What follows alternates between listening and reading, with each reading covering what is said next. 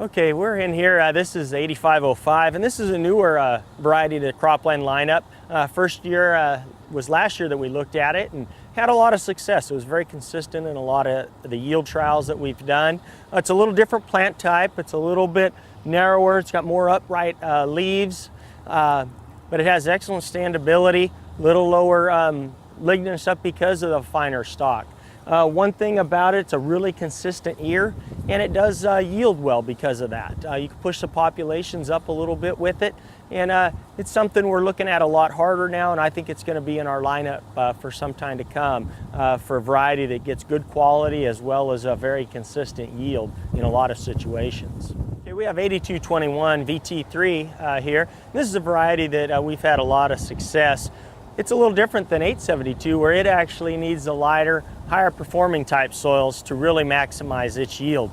Similar genetics to 851 that we've used for a number of years and still use today, but agronomically it's a little better root system than 851, penetrates down a little deeper, but this is a tall, showy corn that in good environments and you push the fertility to it, we can get excellent production.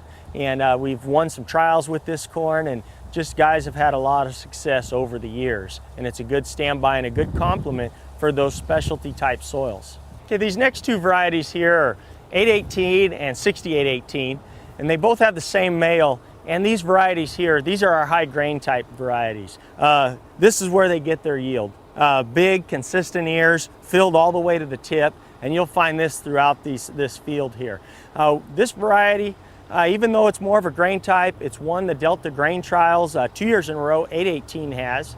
And then 6818, which is about 4 days quicker than 818, it's actually won a couple of the Delta grain trials as well. So excellent grain variety, but it works for silage. What we do for silage, it's not as tall, but we push the populations a little bit more, have more plants per acre. A fixed ear type, we continue to get ears like this throughout the field. So with that extra grain and the extra plants per acre, we still get excellent yield and extremely high quality dairy feed. We have a lot of dairymen. This is the only feed that corn that they'll plant because it puts more milk in their tank, and that's really important. But 6818 and 818, they're the tops for grain and milk production.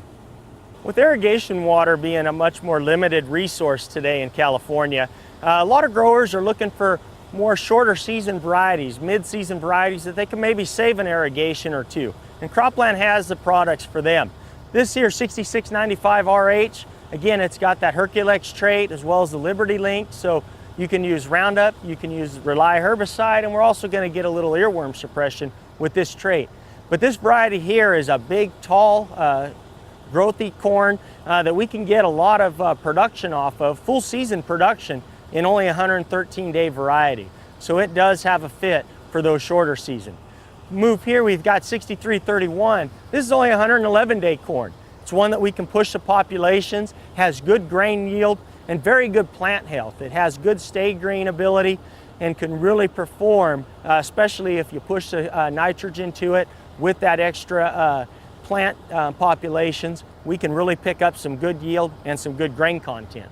Next variety is a little different in its lineup. It has the leafy gene male in it, S6100. It's a 107-day variety, and these are all Midwest ages, so you can subtract another 5